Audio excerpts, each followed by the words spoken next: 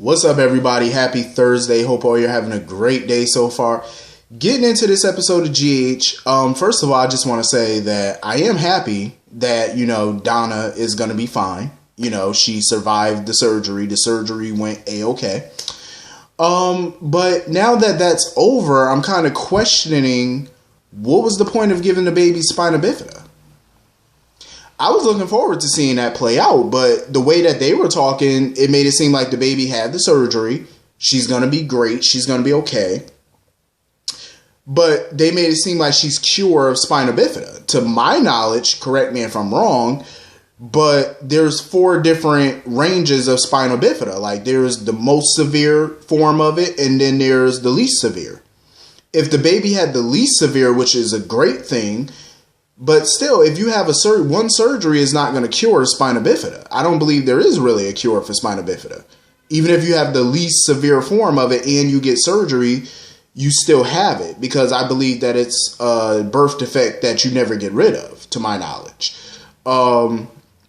So if they cured it in that one surgery, which is not realistic, what was the point of doing it? Because, if you're going to do a medical storyline based on a real medical issue, then you have to play that out. You can't just make it seem like there's this overnight surgery that's going to fix you. Or there's some type of overnight medication that's going to fix you. That's not true to form. That's not, realistic. But then again, as much as that's like, I watch a lot of Grey's Anatomy and I watch a lot of Chicago Med. Chicago Med is like my favorite show. So, when you base things off real life, I expect you to kind of carry it out like real life. But then again, I have to remind myself that this is daytime TV. So, you got to throw your, reality out the door a little bit. You have to suspend disbelief a lot on this show. So I'm willing to roll with it, though. I just wish that they would have played it out a little more. If you're going to give somebody a disease, play it out. I will, though, honestly, I will commend GH because they did bring awareness to spina bifida. And I commend them because they do bring a lot of awareness to a lot of medical issues like Alzheimer's and stuff like that. Even though they don't play them out realistically 100%, I respect the fact that they bring this stuff up and they show the difficulties that people go through with it. I do like that, So anyway, Carly, when she was waiting on the news about Donna, she was upset to hear that Sam was arrested. Sam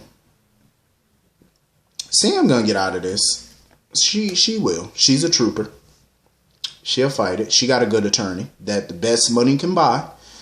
So anyway, moving on from that. Ava, put the liquor down, Ava.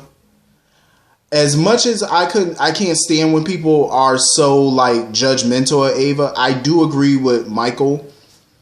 Like when Ava comes to see Avery, she needs to be sober, not have liquor in her breath, not be drunk, like be sober, because she has been. I feel like Ava's been drinking a lot more than usual lately. Like we've all noticed that she's been drinking. She's been throwing in martinis back. You know what I mean? That's not good. But I feel bad for Ava though in a way, because you can tell she's drinking so heavily more because she's hurting. She's hurting. She's still, hurting over Kiki, which I respect. That was her daughter. You don't get over that grief when you lose a child. Especially the way that she lost her daughter, murdered. It's one thing to lose a child to an illness. That's one thing. But to lose a child in such a brutal manner, that hurts. Especially at the time when the child hated your guts. That's even 10 times worse because you didn't get the opportunity to make amends. You know what I'm saying? So, I could say all day long that it was Ava's fault. You know what I mean? Because she wanted to be petty and not make amends with Kiki and, doing all this dumb stuff. I could blame her for that, but at the end of the day, I still feel bad for her. And it makes you realize, like, if you have a falling out with somebody, especially your own child, you need to make that right. Because you don't know what can happen. You're here today, gone tomorrow. You're here 1 minute, gone the next. You don't know. Life is unpredictable in that manner. You don't know when your number is up. When your number's up, it's up. And you can't make those amends until both of y'all are on the other side. And that could take a mighty long time. That depends on when the good Lord call you. It depends. But that whole scene with Ava and Hayden, though, that, you know, I like the fact that Hayden did try to, you know, help her out and talk to her and stuff like that. But it went from 0 to 100 real quick. Because Hayden and Ava were talking about Nicholas, and Ava was like, you know, Nicholas was a good man. Hayden didn't care how good of a man Nicholas was. She still was angry with Nicholas because he tried to have her killed. He tried to kill her. So she's still hurting from that and still angry from that.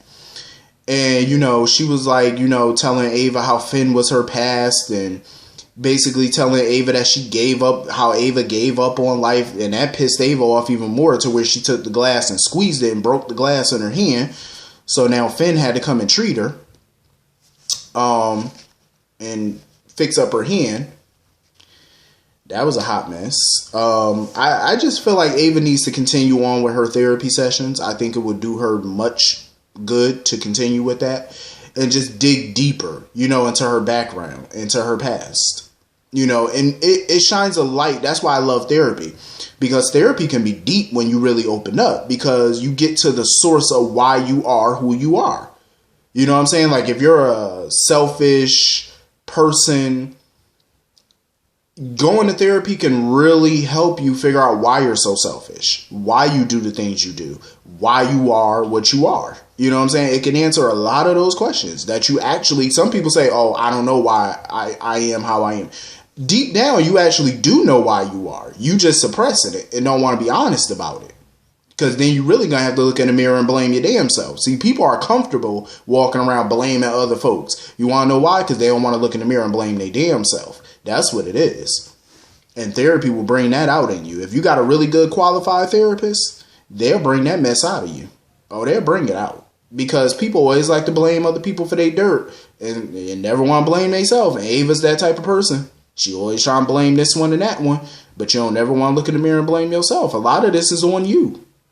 And you need to figure out the root of why you are like this. Like, was it some trauma in your childhood? But like your mama was the same way and you kind of picked up her habits. You know, what was that relationship like, you know, with Delia and whoever was in your life at that time? You know, therapy can be good. And I think Ava needs it bad. And I hope she continues to see Neil in a professional manner, of course, because, you know, you need to back the hell up off Alexis's new boo. But okay. So anyway, moving on from those shenanigans. Kevin and Laura, I'm loving this little mystery that they're on, trying to figure out this whole condicil and where it could be and where Helena could have hid it. And Kevin basically saw something. See, Kevin got a good eye. You know, that's why it was smart of Laura to bring him in, because he got a good eye for things and he noticed something. He noticed something in Helena's portrait. Her, you know how she wore that jacket in the portrait and had diamonds on it, or it was bedazzled or whatever. Some of the diamonds shined and he noticed the ones that didn't. You know what I mean? Which told a story. So it kind of gave him a clue of what could be going on. You know, why some shined, why some didn't. So they're still putting the pieces together on where she could have put that condicil. I'm loving the mystery of the missing condicil. Like, who's going to get it? You know what I mean? Like, what's it going to say? Who's the heir? You know, who's this mystery Cassadine? Because we know it ain't Spencer. So who could it be? It probably ain't even Nicholas. Who could it be? I don't know, but I'm loving seeing Kevin and Laura working together. I'm loving seeing my veterans. That's all. I love seeing them. It's always fun. It's always a good time to see them. And like I said, as much as Hayden, I love Hayden. Everybody knows I love Hayden. She's pissing me off, though. Like, she's sitting on the phone with her daughter, calling her honey bun and all that. And Finn was right behind her. He was like, okay, who's your honey bun? Who are you talking about? You got a new honey bun? He said, who are you talking about? And this heifer said, I'm talking about a dog. That's the best excuse you can come up with. That's the new lie. A dog. And of course, this is why I said what I said yesterday. When you tell one lie, you gotta tell a bunch more to cover the first one you told.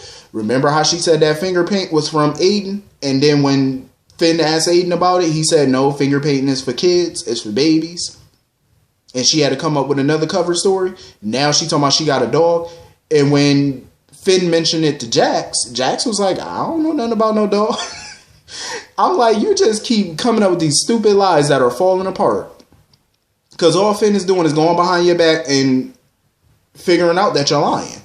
Because Jax has been around you for a while now, and he don't know nothing about no dog. He never heard you talk about no dog. Now all of a sudden you got a dog. Come on now. Stop these lies. And I'm glad Jax told her about herself. Like, stop coming up with these damn lies. Because it's embarrassing and it's pathetic at this point. And she's sitting there. She basically broke it down. Because even Jax was wondering, why are you not telling Finn about this child? And she's sitting there talking about the reason she ain't telling Finn. Remember when she invited Finn a year ago? I think it was a year ago.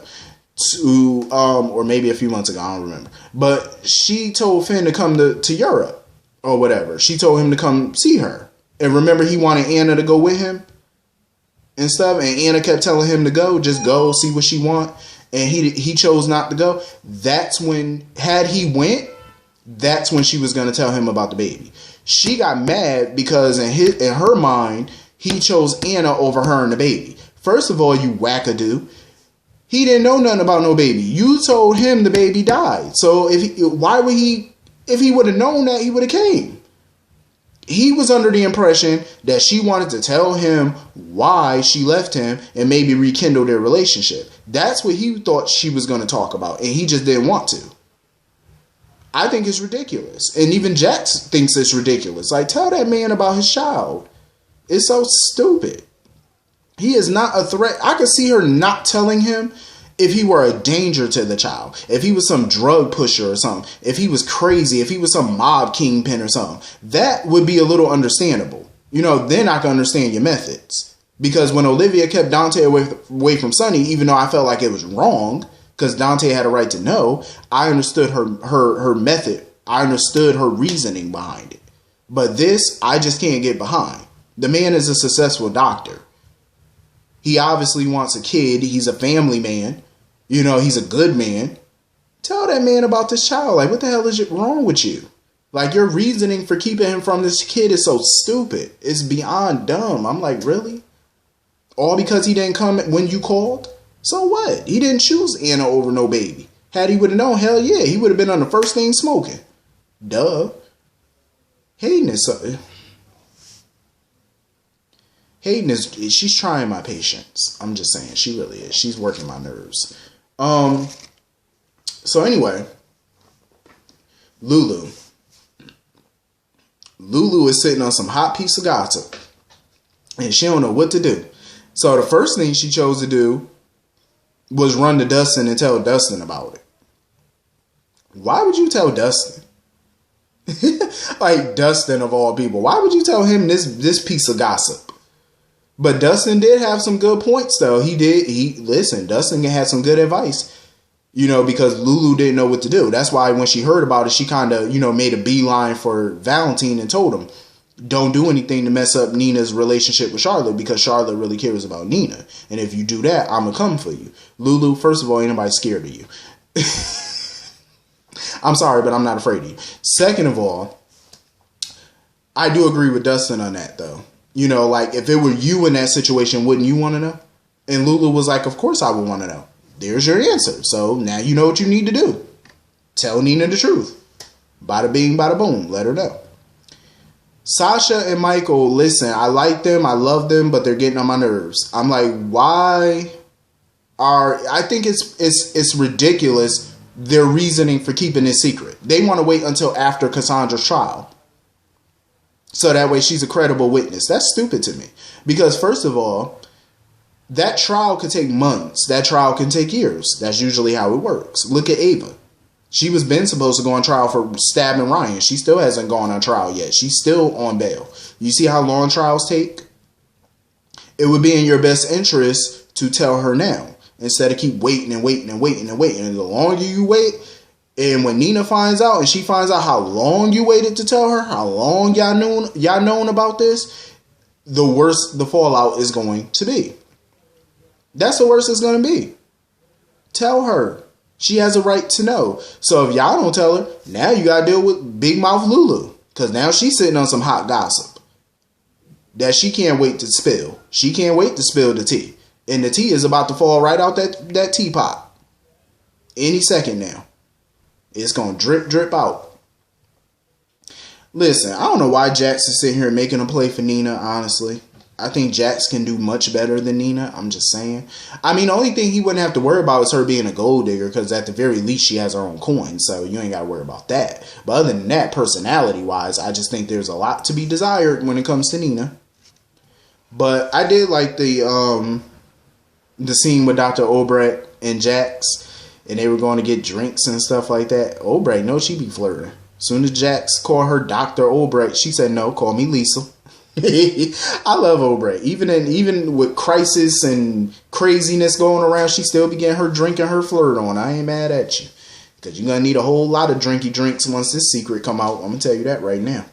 So anyway, I think that's everything about this episode, I want to say. So hit the comment section. Let me know what y'all thought about it. And I will see y'all all later. Hope you have a great day. Peace.